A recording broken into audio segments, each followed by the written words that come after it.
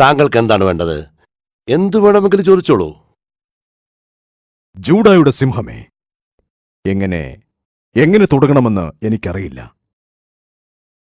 നമ്മുടെ സൗഹൃദം തന്നെ ആവട്ടെ, അവിടുന്ന് തുടങ്ങാം. ഞങ്ങളുടെ നാട്ടിൽ നിന്ന് താങ്കളുടെ നാട്ടിലേക്ക് ചില അടിമകൾ രക്ഷപ്പെട്ടിട്ടുണ്ട്. അടിമകൾ തിരിച്ചുപോയിക്കൊള്ളും. ഞങ്ങളുടെ അടിമകളെ ഇങ്ങോട്ട് തിരിച്ചയക്കേണ്ട ആവശ്യമില്ല. അവരിൽ കുറച്ചാളുകൾ അടിമകളല്ല, സ്വതന്ത്രരാണ്, കലാപകാരികൾ. കലാപകാരികൾ? അവർ അറേബ്യയിൽ ശല്യക്കാരാണെങ്കിൽ എന്തുകൊണ്ട് നമ്മെ അറിയിച്ചില്ല? അവർ മതത്തിനെതിരെയുള്ള കലാപകാരികളാണ്. എല്ലാ കാലത്തും മതങ്ങളിലും കലാപകാരികൾ ഉണ്ടായിട്ടുണ്ട്. അടിമകളുടെ ശരീരത്തിന് മുകളിൽ മാത്രമല്ലേ നമുക്ക് ആധിപത്യം ഉണ്ടായിട്ടുള്ളൂ. മഹാനായ യേശുക്രിസ്തു പറഞ്ഞത്, മനുഷ്യരുടെ ആത്മാവ് അവനെന്ന ഇടയന്റെ ആട്ടിൻകൂട്ടമാണ്. ഇവർ അവരുടെ പിതാക്കന്മാരുടെ മതത്തെ വഞ്ചിച്ച അറബികളാണ്. പ്രവാചകനെന്ന് വിളിക്കുന്നൊരു ഭ്രാന്തനെയാണ് അവർ പിൻപറ്റുന്നത്. അവർക്ക് പറയാനുള്ളത് കേൾക്കാതെ അവരെ തടവിലിടാൻ എനിക്ക് സാധ്യമല്ല.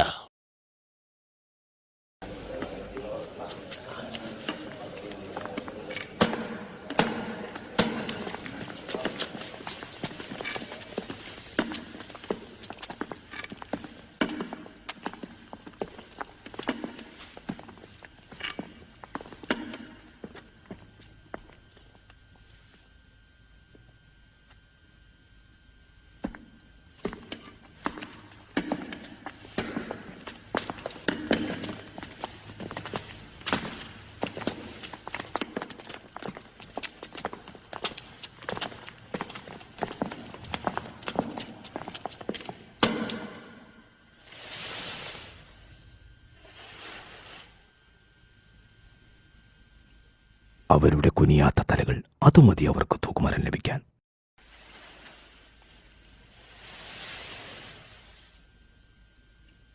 നിങ്ങൾ നിങ്ങളുടെ പ്രവാചകന് മുമ്പിൽ തലകുനിക്കാറില്ലേ? മുഹമ്മദ് ഒരു മനുഷ്യനാണ്. ഞങ്ങൾ ദൈവത്തിനു മുമ്പിൽ മാത്രമേ തലകുനിക്കൂ. മുഹമ്മദിന്റെ അത്ഭുത സിദ്ധികൾ എവിടെ ജാഫർ? അവനൊരു പ്രവാചകനായിരുന്നുവെങ്കിൽ അത്ഭുത സിദ്ധികൾ കൊണ്ട് ഈ ആകാശം നിറയ്ക്കുമായിരുന്നു. വളരെ ശരിയാണത്. ദൈവം പ്രവാചകന്മാർക്ക് അവരെ തിരിച്ചറിയാൻ വേണ്ടി ചില അത്ഭുത സിദ്ധികൾ നൽകാറുണ്ട്. മുഹമ്മദിന്റെ ദിവ്യാത്ഭുതം പരിശുദ്ധ ഖുർആനാണ്. ഒരു പുസ്തകം ദൈവത്തിന്റെ പേരും പറഞ്ഞ് അക്ഷരാഭ്യാസമില്ലാത്ത ഒരുത്തൻ എഴുതിയത്. ചക്രവർത്തിക്ക് ഇത്രയും കേട്ടത് പോരെ? ക്രിസ്തുവിന്റെ ശിഷ്യന്മാർക്ക് ദൈവം അയച്ചു കൊടുത്തത് തീയുടെ നാവുകളായിരുന്നു.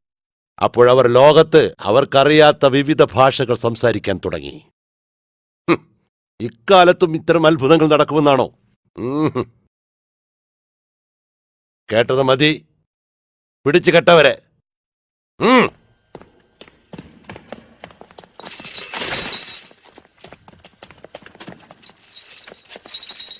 മക്കയിലെ പീഡനം സഹിക്കാൻ വയ്യാതായപ്പോഴാണ് തിരുമേനി ഞങ്ങളെ താങ്കളുടെ അടുത്തേക്ക് അയച്ചത്. നീതിമാനും മനുഷ്യസ്നേഹിയുമായ താങ്കളുടെ അടുത്തേക്ക്. അവർ പീഡനമെന്ന് പറയുന്നത് അവർക്ക് കിട്ടേണ്ട ശിക്ഷയായിരുന്നു.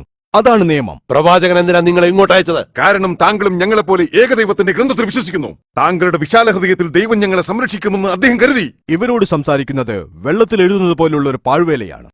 പക്ഷെ ഇപ്പോൾ അവർ പറയുന്നത് കേൾക്കാൻ ഞാൻ ബാധ്യസ്ഥനാണ് സുഹൃത്തെ.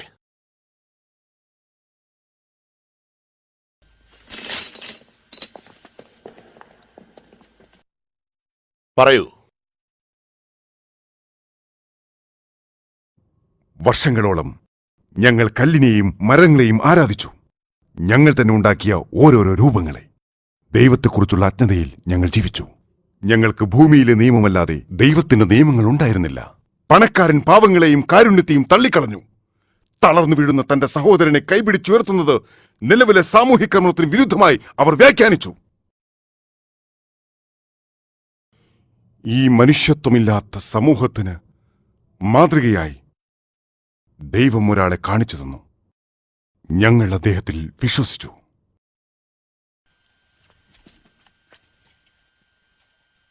വികാരം കൊള്ളാതെ ശാന്തമായി സംസാരിച്ചോളൂ. ഞാൻ സംസാരിക്കുന്നത് ദൈവദൂതനു വേണ്ടിയാണ്. മുഹമ്മദ് ഞങ്ങളെ പഠിപ്പിച്ചത് ഏകദൈവത്തെ ആരാധിക്കാനാണ്, സത്യം മാത്രം പറയാനാണ്, തന്നെപ്പോലെ തന്റെ അയൽവാസിയെയും സ്നേഹിക്കാനാണ്, ധർമ്മം ചെയ്യാനാണ്. ഒരു പുഞ്ചിരി പോലും ധർമ്മമാണെന്ന് അദ്ദേഹം പഠിപ്പിച്ചു.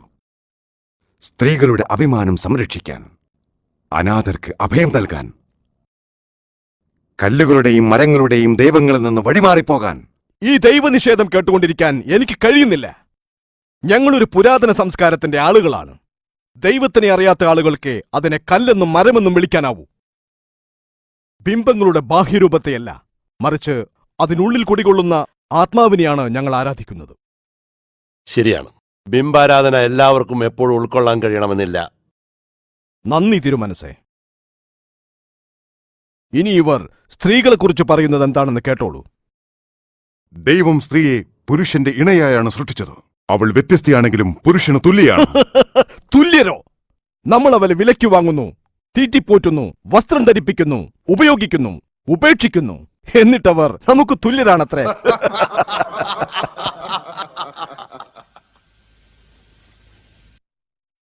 ദൈവം മനുഷ്യനെ ഒരാണിൽ നിന്നും പെണ്ണിൽ നിന്നും സൃഷ്ടിച്ചു. ആമ്ര, നിന്നെ ഗർഭം ധരിച്ച സ്ത്രീയെപ്പോലെ നീ എല്ലാ സ്ത്രീകളെയും ബഹുമാനിക്കണം. എന്തുപറ്റി? അവന്റെ ഒരു ദൈവം വാചാലനാകുമ്പോൾ നിങ്ങളുടെ 300 ദൈവങ്ങൾക്കും മിണ്ടാട്ടമില്ലേ?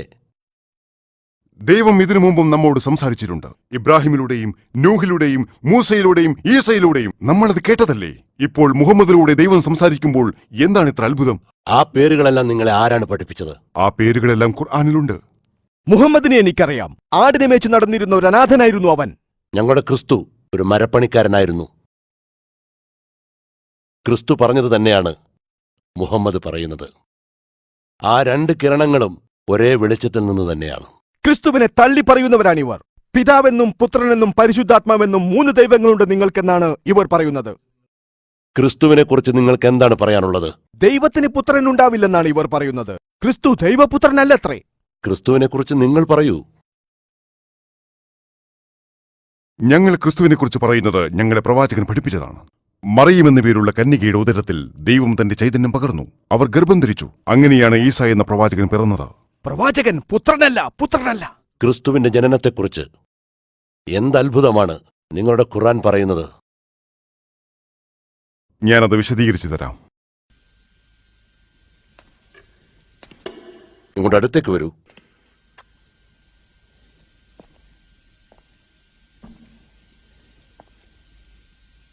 പരമകാരുണികനും കരുണാവാരിധിയുമായ അള്ളാഹുവിന്റെ നാമത്തിൽ.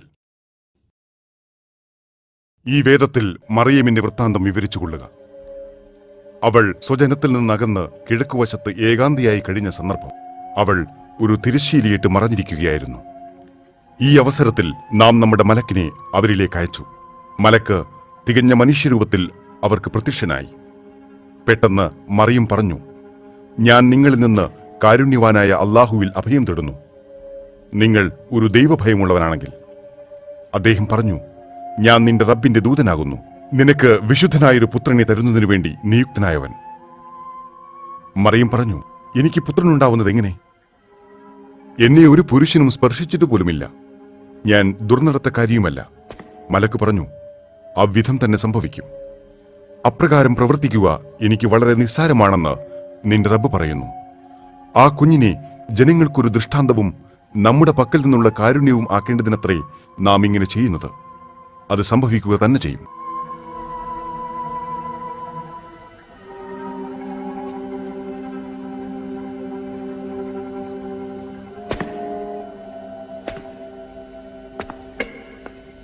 ഞങ്ങൾക്കും നിങ്ങൾക്കും ഇടയിലുള്ള വ്യത്യാസം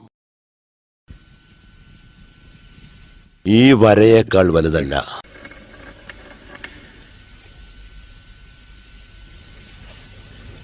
ഒരു മലയോളം സ്വർണം തരാമെന്ന് പറഞ്ഞാലും ഇവരെ നിങ്ങൾക്ക് വിട്ടുതരില്ല. നിങ്ങൾക്ക് സമാധാനമായി അബ്സീനിയയിൽ ജീവിക്കാം. നിങ്ങൾ ആഗ്രഹിക്കുന്ന കാലം അത്രയും ദൈവം നിങ്ങളെ രക്ഷിക്കട്ടെ. നന്മകൾ വരട്ടെ.